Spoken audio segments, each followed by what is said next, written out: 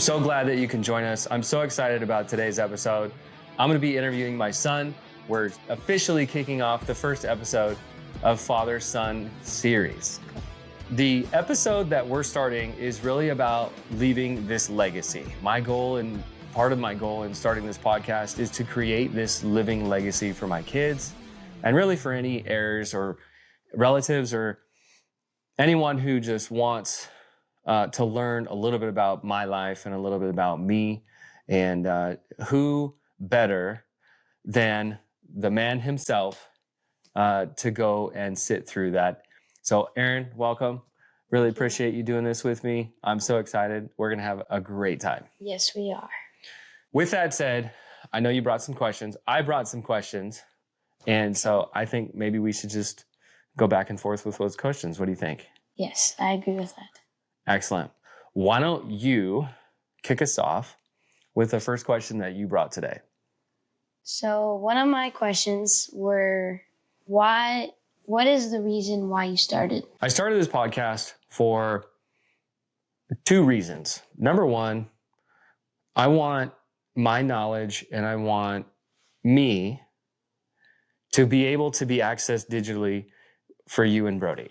There are a lot of concepts, there's a lot of thoughts that I had in the past when I was working with several business coaches, and they all had one common theme. They all really emphasized the fact that in the age of social media and in the age of digital capacity and all this other stuff, people would be able to record themselves and people would be able to create this library of themselves for you to be able to reference for a very, very long time. I mean, let's be honest. The media will change, but the digitization of these events will last forever.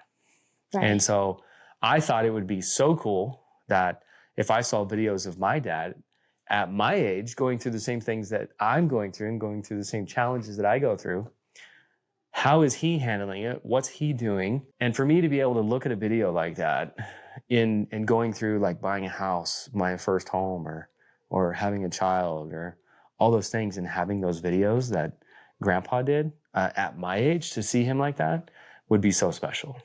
And so I think that by creating this, you know, you and Brody, when you guys get in your 30s and, you know, late 30s, I'm 38 or 39. When you guys get to that age and you guys are going through issues or you're going through things, for you guys to be able to look at these videos back and reference them back to say, wow, this is my dad. This is what he did. This is how he impacted it. You know, this is what his approach was, and it's what he was going through, and current events are crazy, and holy cow, like this is really cool. And more than anything, you know, I want you guys to be able to learn from what my life experiences have been. I also, the second reason I started this is because business owners are constantly challenged every day.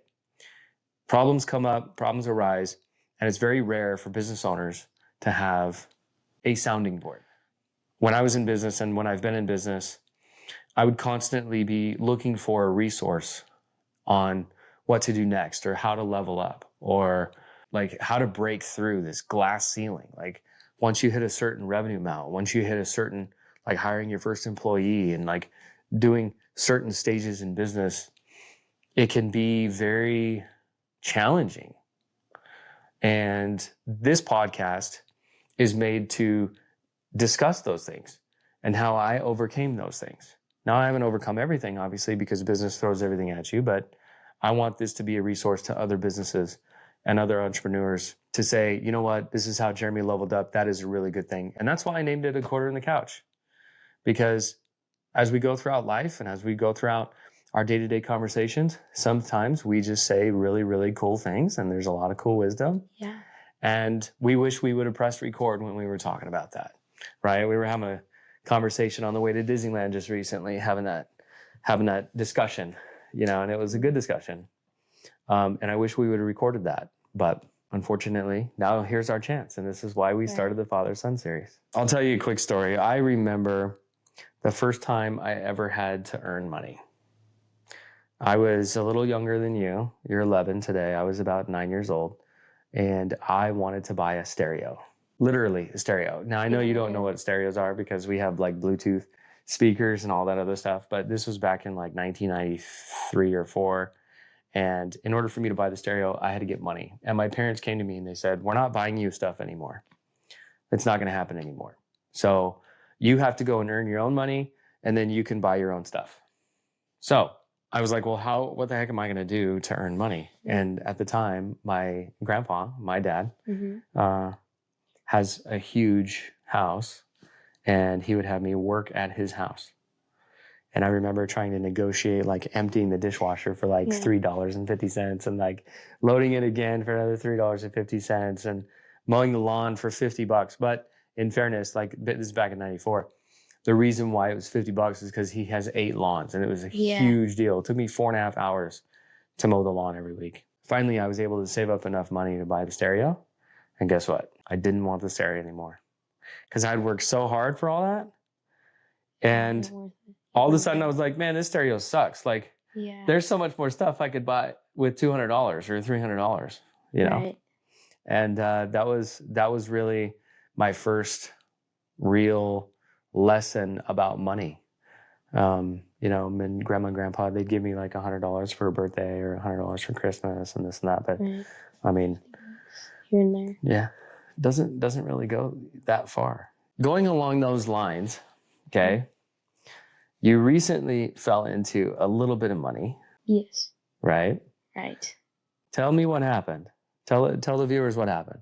We set up a Schools First checking, or a Chase First checking for you. Yes. Right? And we've been interacting with that, and we've been putting some money in there so that you can actually have your debit card with Aaron Lindsey's name on it, and you can go and spend money. Yeah. And we've been putting some money in there as you've earned chores and things like that, so you can go spend things, right? Right. How's that worked out? What did you think when you first got that debit card? One of the first things, I was like 9, right? 8, 9. Am I gonna have to do like credit tax? Am I gonna have to do like just like little things? What do you mean? What do you mean by credit tax? I didn't know about like I would see the things like a credit, like you'd have to pay for your credit card. Like you'd have to do like a bill. And I was like, oh, what if I had to do this? So you thought you had to pay for your credit card? I thought it, yeah. You thought there was an annual fee? I did. Why do you think there was an annual fee associated with it? Nothing's free, number one. Huh. Interesting. Okay. You learned that from your pops, huh? Yeah. I don't know. That's the first thing that came to my head. So the debit card came in the mail, right? Mm-hmm. And you were like, were you excited? Were you stoked? I was extremely excited. Why were you excited? Because I didn't have to like cross my fingers to ask you guys to buy me a new dirt bike. And then you could just pull out your card and be like, shishing. Yeah. Okay. What would you say is like the funnest purchase you've ever made using the debit card so far? I haven't made really any smart decisions, but probably. Yes, you have. Come on. You've made some smart decisions. At the same time, you're 11 years old. So how important is it to make really, really smart decisions with all of your money? You don't have to make smart money decisions all the time. You're allowed to make mistakes. Okay. I'm an adult. I'm also allowed to make mistakes, but those mistakes are very expensive. Right. So the older you get, the more expensive your mistakes become. Here's the question. Let's circle back to it. What is the funnest purchase you've made with your debit card? This was recently when we went to Vegas. Mm-hmm. When I bought arcade money. You bought arcade money? I bought $50 worth of arcade $50 worth of arcade money. Gosh. 55, my bad. Sheesh. Yeah, that wasn't smart at all. Well, yeah, you had a good time, right? I haven't even used it all yet. You haven't even, oh, that's right. You still have some balance on that card. Like 4,000 left. How do you feel about that? Kind of mad. Why? Because I could have bought something way better. I'm currently saving up to upgrade my razor. So how much money do you have now? $1,502.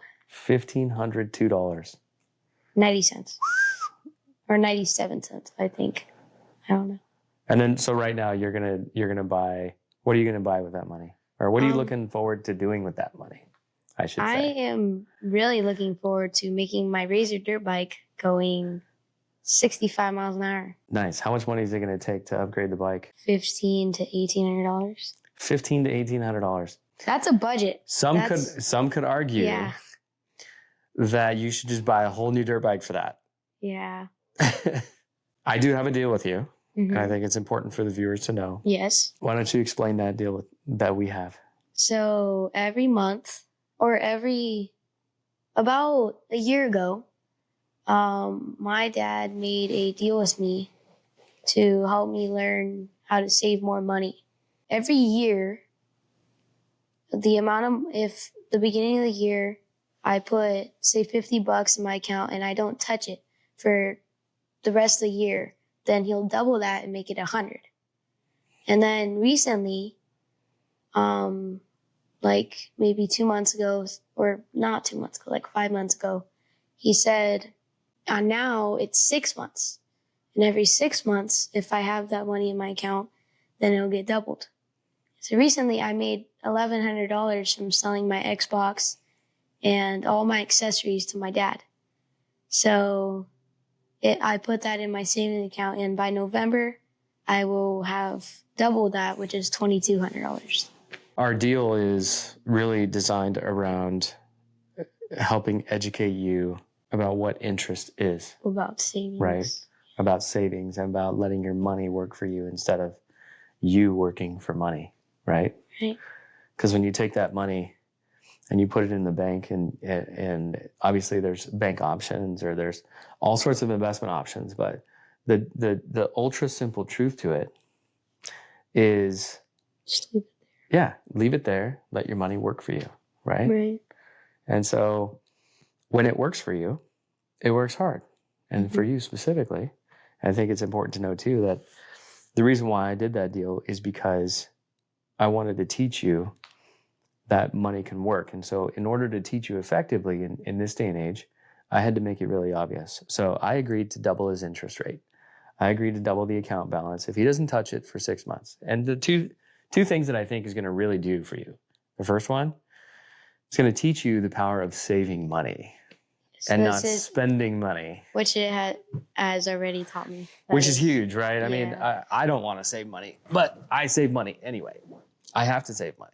Well, say I was at $402, or I was at like $200.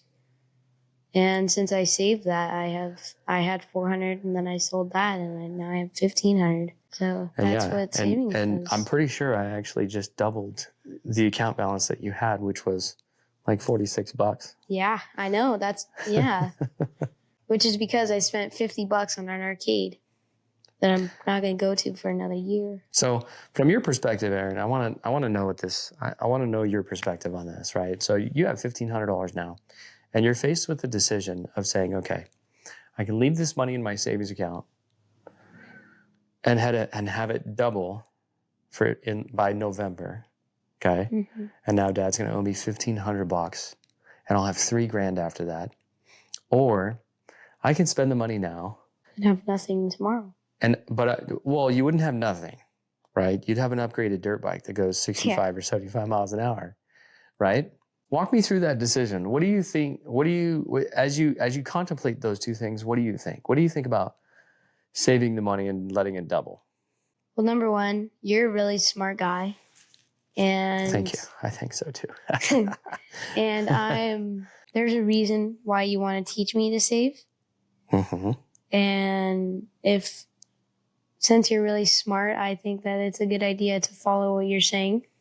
Number one. But number two, if I were to buy something now, currently, like in the state that I'm in, it wouldn't go 65 miles an hour. It would go like 40. So you're saying that the outcome would not be what you want it to be. Right. And plus, if I were to wait till November, I'd have $3,000, like you said.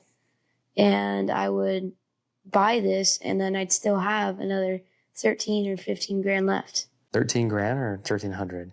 13. No, not 13 grand. I wish, but 1,300. Shoot, I wish I could make 13 grand. Shoot. The idea would be to, put that money in savings, because if you spent that money, you don't think the outcome would actually turn out to be the way you want. Yeah. Okay. And what do you think about spending that money? Let's assume that it's not just on a dirt bike. You got $1,500 to spend, dude. That's a Yeah. lot of money. It is. What do you think about that? I deserve it. Why do you deserve it? Because I am a good kid. You are a great kid. You're not just a good kid. I mow the lawn every week for $25. Last week I only had to mow the backyard, so I got 15. And then recently, like yesterday, I got $20 because I vacuumed all our couches in the backyard, and I cleaned one of my dad's tables for his barbecue. So you're doing some house chores? Yeah. Nice. And I got at least $30 from that. Yeah.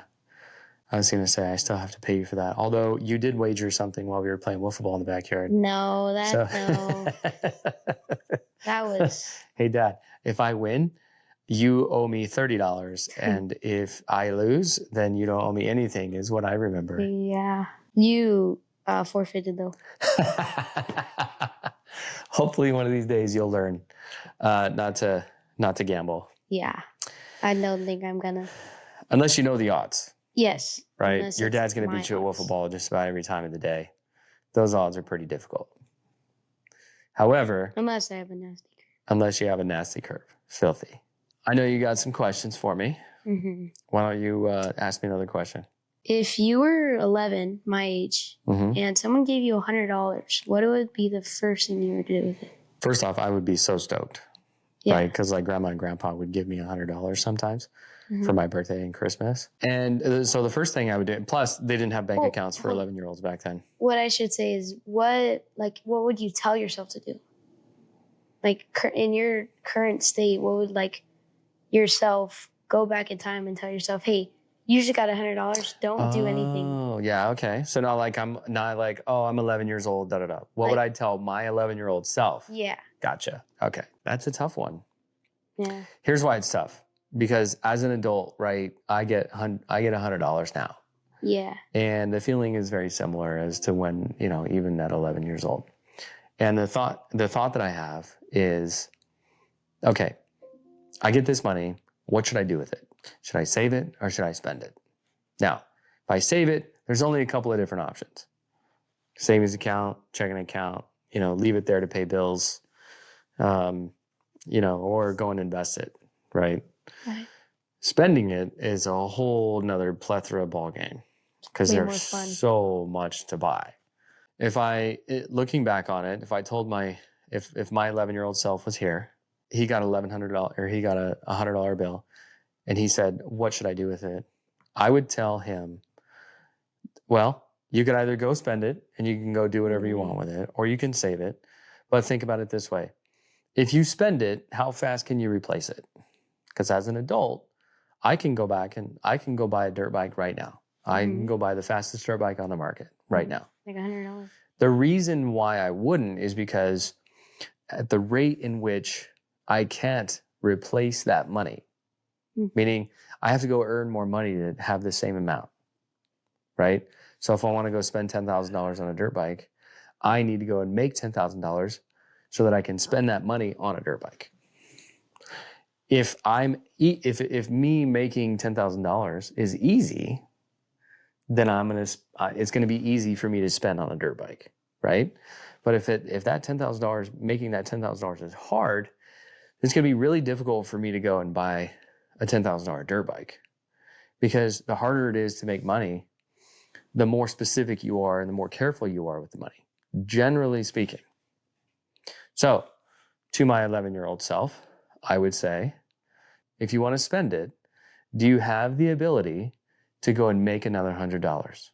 Because to your point, when you spend $100, you don't always, the outcome in which you want to spend that $100 doesn't always show up. It's going to be the best of the best outcome that you could possibly have. Exactly. And so I think that's where it gets difficult to say, okay, well, now I'm out $100 and this outcome is not real. So, I mean, it's like I could have waited another year and got $200 and then bought this. Or I could have bought something else for $100, right? Mm-hmm.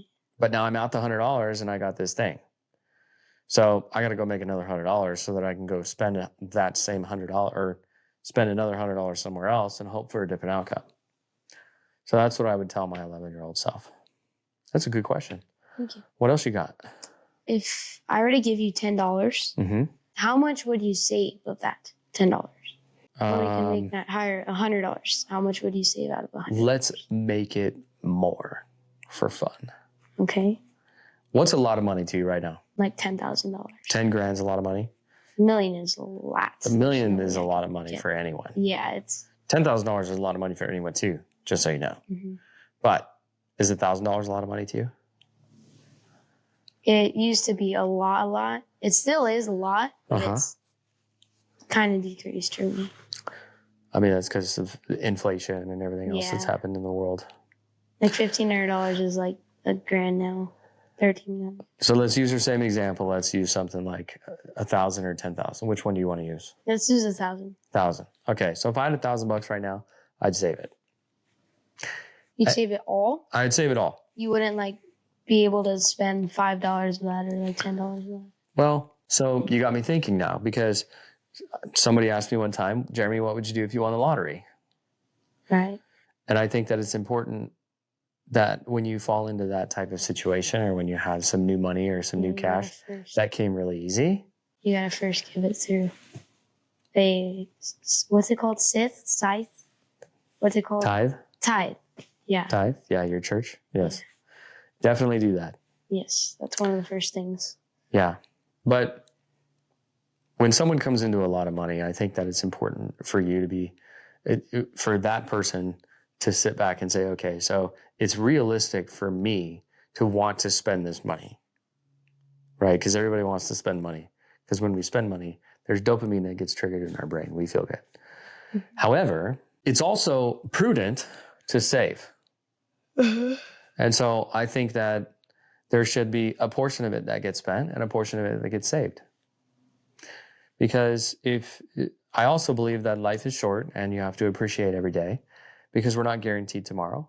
But at the same time, that shouldn't give you the ability to go and do whatever you want with the cash, right? It shouldn't give you to say, oh, well, I might die tomorrow, so I'm going to go buy a Ferrari, or I'm going to go buy a new car, or I'm going to go buy a dirt bike, or I'm going to go this, or I'm going to go that. So, fun fact, I learned this in like 4th grade. There was or I might have learned it on YouTube. There was a meteor, or like a lot of people probably know about this. It was it was an asteroid or something, mm-hmm. and it was heading straight for Earth, and everyone was like, oh no, and they were buying all of this stuff. Like they were like, I'm gonna die tomorrow, I might as well buy all this stuff. And so they completely emptied their bank account, and the whole thing was just because someone in like a lab accidentally pressed the button, and it launched a whole thing into. So it was a fake meteor, and everybody was like, it was a fake thing, and everyone was like, what? And they spent all their money on this stuff, and they're left homeless, and like. That's crazy. What other questions you got? So if someone has no idea where to start with money, what's the first thing they should know? Well, so I'm a realist, right? And what a realist is you got to take an inventory of what's real. What's real is life, right? You have to have a place to stay. You have to have a house. You have to have transportation to the extent that you need transportation, right? If you live in a big city, that's a scooter. If you live where we live, it's a car, right? If you live in the mountains or the woods or in some rural area, that's a horse or a side-by-side or something like that, right? So you have to take a realistic inventory of what you need on a daily basis to live life, mm-hmm. right? Typically, that's finding a budget. So I make X dollars a month, I spend X dollars a month, and you have to know that. You have to know that. You have to know where your money's going. You have to know where it's coming from, how much, when, where, why, at all times. It's like if you're losing weight, you're going to weigh yourself. Like every hour. Not every hour, but if you're trying to lose weight, you need to measure it. How often do you measure it? You can measure it daily, weekly, monthly, whatever. Taking your budget is doing that as well, right? You're measuring your financial progress. You're measuring your financial health. And so the more often you measure it, the more it's going to improve upon. There's a famous quote by somebody. It says, just by the act of measuring things, those things that you measure will be improved by 70%.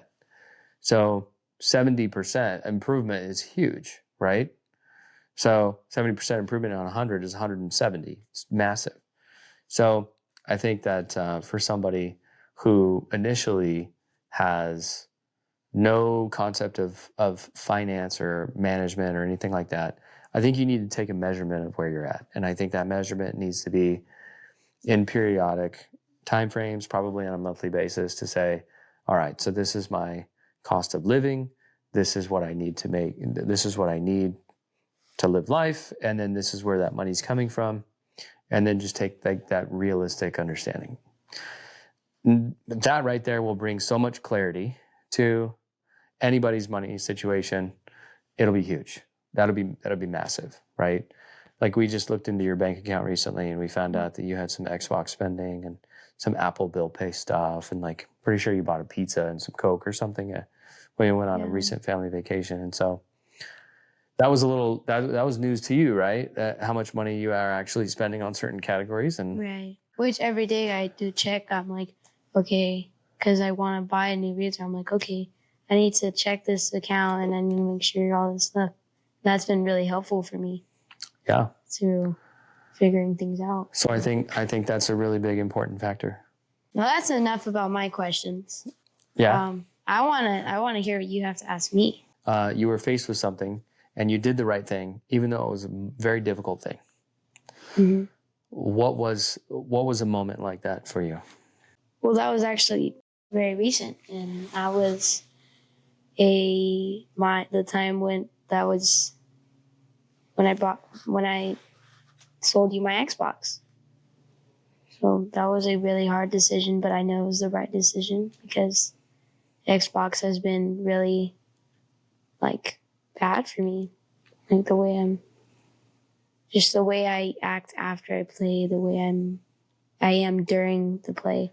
Like I'll play with my cousins and I'll play with like Jace and I'll be super mad with him and I'll just start yelling and all this stuff. And he'll be like, dude, why are you so mean? I'm like, I'm sorry. I need to take a break.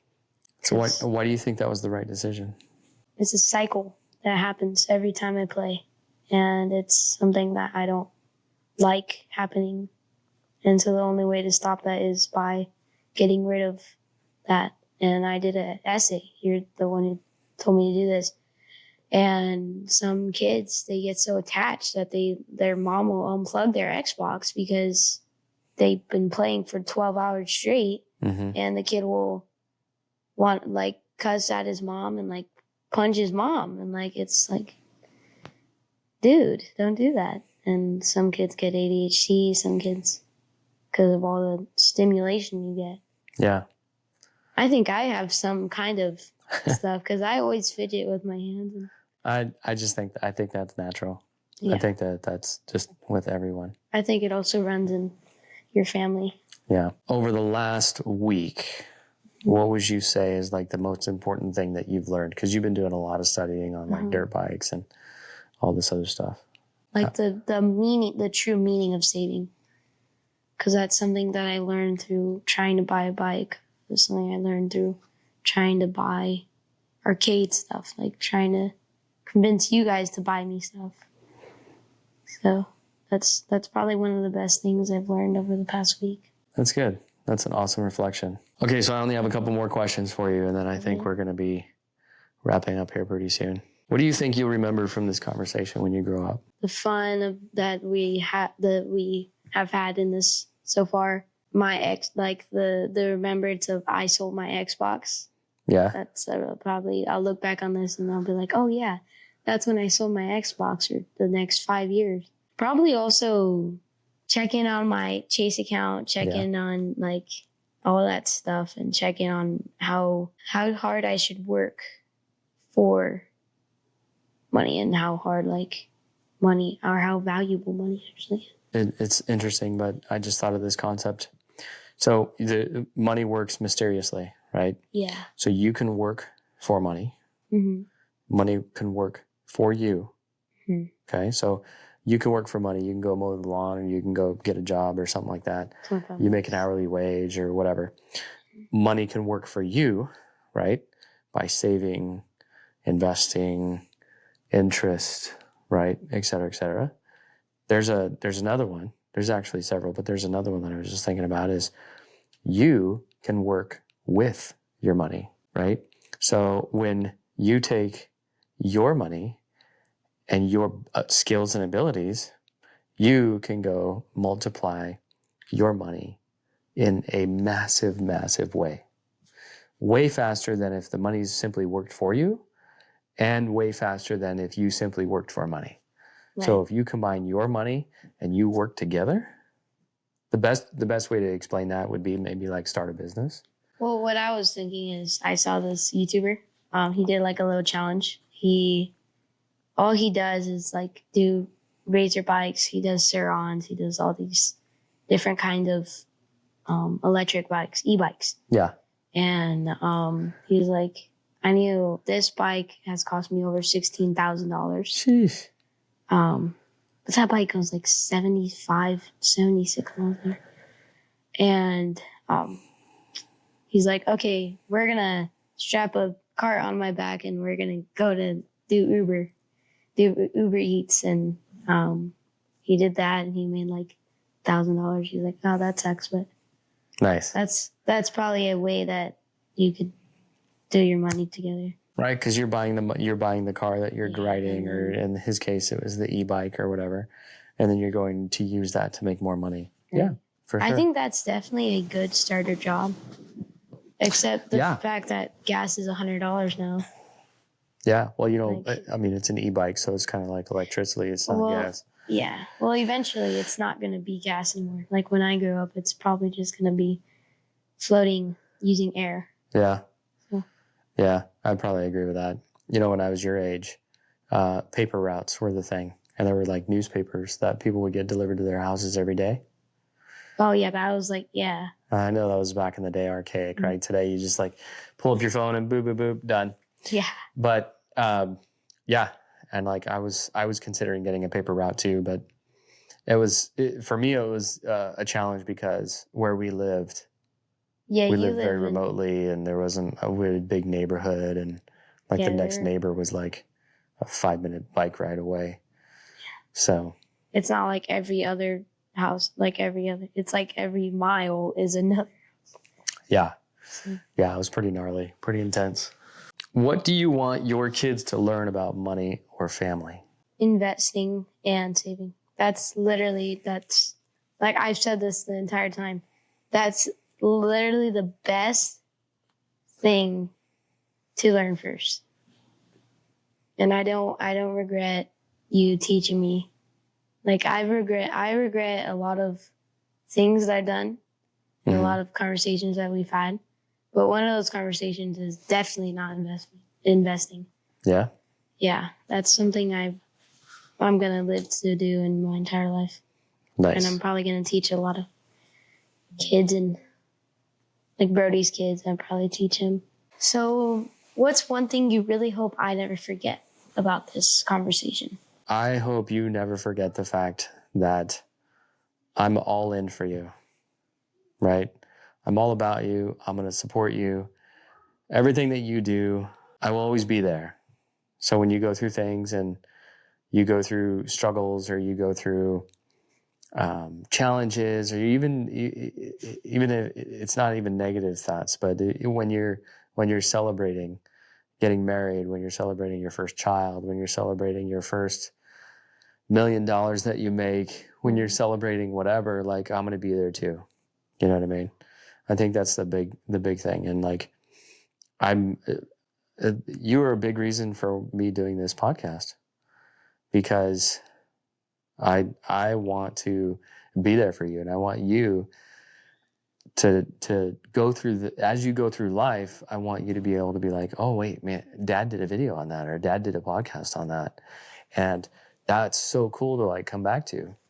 And God forbid, like, something happens to me, at least you have these videos that you can reference back. Which is, like I asked you at the beginning, which is one of the key reasons why you're making this podcast that when I grow up, I can look back on this and be like, sheesh, my dad is smart. Yeah, that's awesome. And I think one of the bigger benefits too is, one day you're going to have kids, Mm-hmm. and maybe those kids are going to want to watch these videos. Hopefully. Figure out their grandpa. Yeah, they're going to want to know about their grandpa, and they're going to want to know about you, and they're going to want to see you when you're 11 years old and like check all this stuff out. I would love to see you as 11. Totally, right? That would be amazing. Exactly. Especially grandpa. So that's probably what I would want you to remember about this. What's the smartest thing you ever did with money? I've saved it because the savings and the money in the savings account has really bailed us out when business wasn't the best. Right. And so like being able to say, okay, so if the economy goes down or if clients don't hire me or business goes down or whatever it is, you got to always make sure. At least having that money there is a big deal. That couple $100 will save you from starving. Yeah, it'll be a big deal.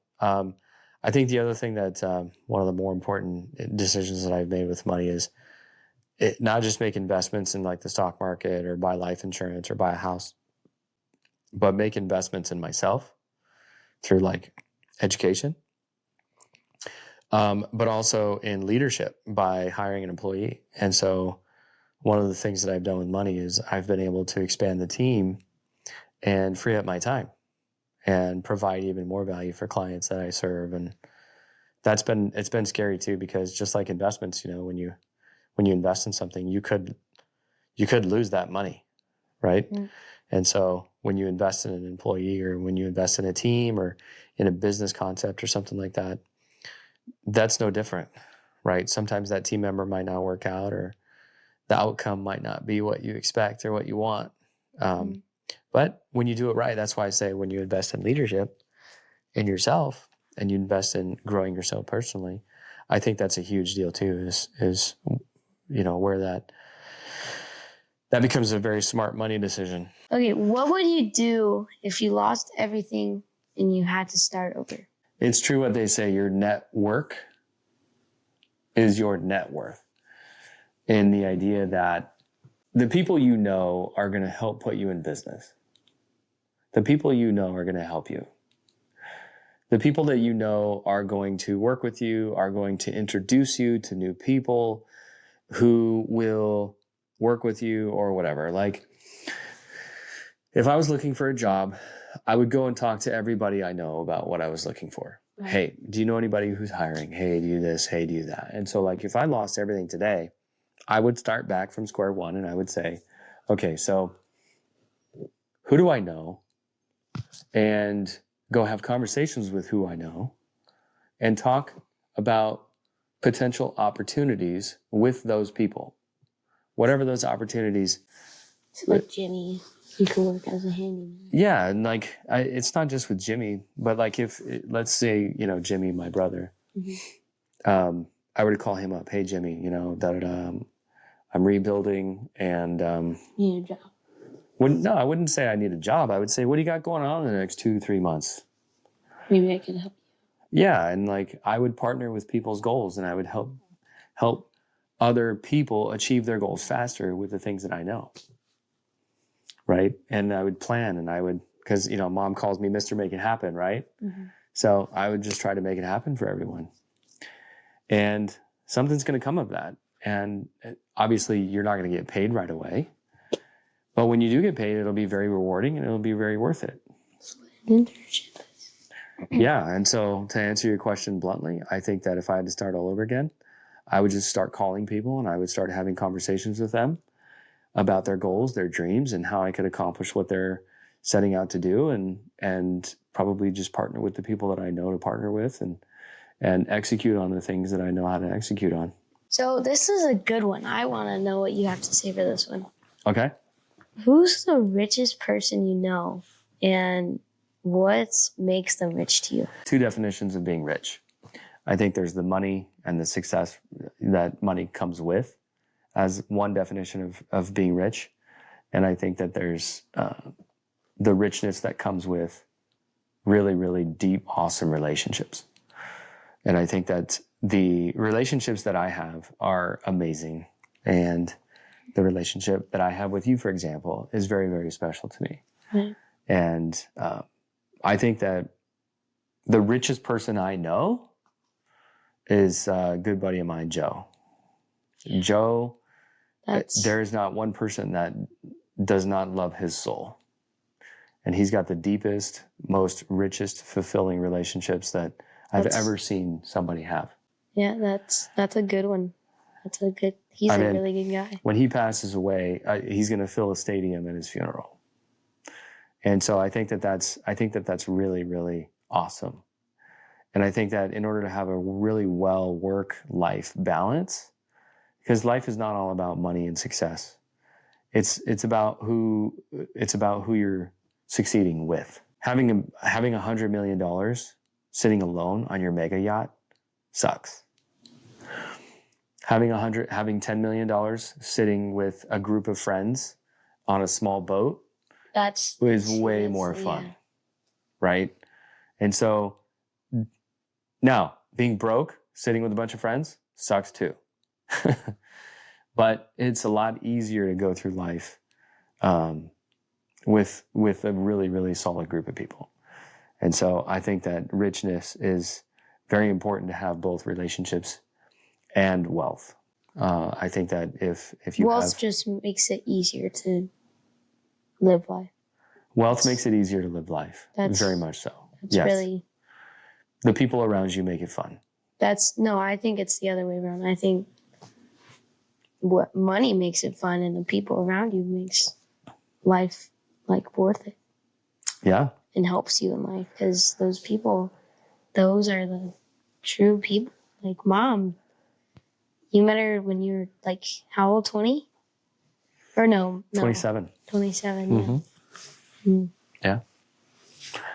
Yeah, we've had a lot of success. That'll be an episode. You'll have to stick around to listen to that episode here in the future. Yeah. Before we go, this is a question I forgot to ask you. Uh-huh.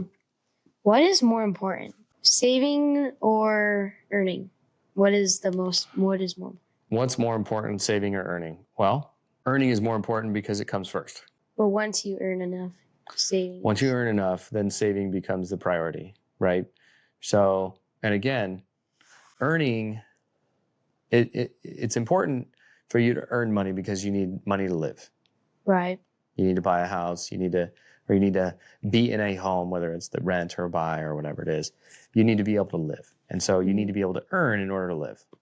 So that's number one. Talk about the chicken before the egg or whatever. Mm-hmm. Earning, for sure.